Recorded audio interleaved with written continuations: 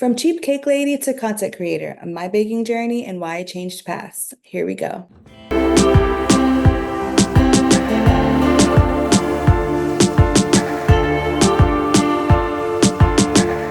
When I started cake decorating, it was something that I did for fun. It was more of a hobby. I treated it as a hobby. And it was like, finally, I have this thing that I'm really interested in. I was willing to invest in it and, just keep growing. The thing about cake decorating is when you start posting pictures of your treats and your cakes and things, people want to inquire. They want to ask about it. They want to ask you how much you're charging. Are you selling cakes? And at the time, I'm like, sure.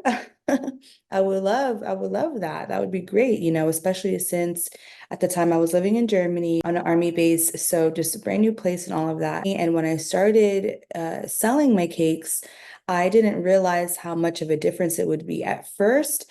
I didn't really like care about money or anything like that. Like that wasn't I was just like, hey, it's gonna cost this much, like whatever, like my ingredients. I wasn't thinking about my time. I wasn't thinking about any of that. When I would talk about my cake decorating journey, I would say I was off and on for years. And that would be because I would take a year off and then get back into it and make cakes again and sell cakes. And I'd feel like, oh, like this isn't how I'm supposed to feel when I'm doing this. Like I don't have the same feeling I had when I first started. Like in 2019, I decided enough was enough. When I started was 2013, right? And all the way until 2019, I decided enough was enough and I was going to just like regroup, just pause everything and just regroup and figure out what I wanted to do. I did a lot of research on what were different things that I could do besides selling cakes. Back then, I went from working all the time to getting married and becoming an army wife. So I wasn't working, then living in another country. So I wanted to make a good impression and I wanted to be professional, make a good impression, get orders, provide for my family, feel like I'm doing something to provide for my family. Noticed that I was having to, you know, pay for like finish paying for orders out of my pocket because I didn't charge enough. I had a customer complaint and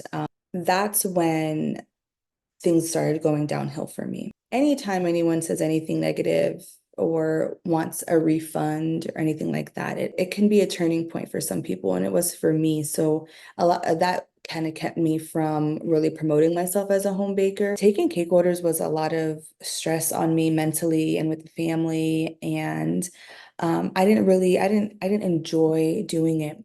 Now, once in a while, like I would still like take a cake order here and there, but at some point, I decided that I wasn't going to take a cake order unless it was for a minimum amount of money. I rather work on my blog and my content and all that stuff and build that than take the time, take a week to plan a cake order, to buy the stuff, to do all that, to do all of that. That's a week of stuff that I could have been posting on my blog. I could have been, driving more traffic to my blog. I could have been, posting, promoting myself more, which is an everyday job. I would really feel bad actually for myself because I'm like, what is it about me that I can't fulfill this? Like, I can't do this.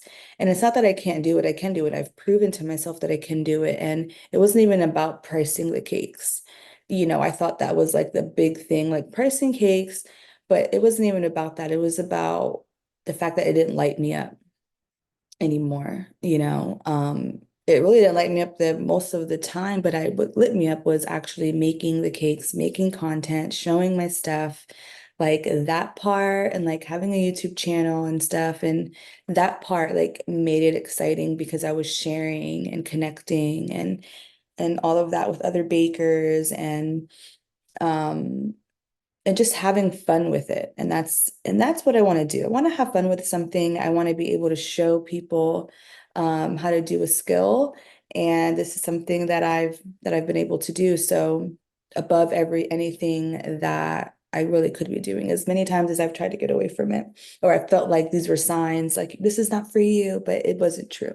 The realization that led to me becoming a content creator um, was the fact that I really liked making content and I can make content and it can live forever. Like if I make something really good that people really like, I happen to like that, I happen to, it's good to plan your content and things and really see what people want to see, what people want to learn from and look at and stuff. But sometimes when you're just starting out, you're just throwing things out there and seeing what sticks. And because you really don't know what's gonna stick. But I noticed that sharing my story more, like why I was no longer a cheap cake lady. I've shared that, and I've shared my home baker mistakes videos. And people really like that, really want to hear those things and the behind the scenes and blogging and all that. So I want to share all that. I'm a mom and a wife. I've been married for 13 years and I'm a mother to two kids, 12 and 1 years old.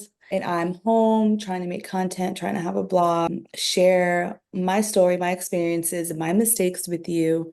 And if you're wanting to learn about cake decorating, I have a lot of beginner tips on cake decorating. Please subscribe to this channel if you haven't subscribed yet. I will be back next week with part 2 of this episode series where we're going to just dive more into content creation, how and what that looked like for me.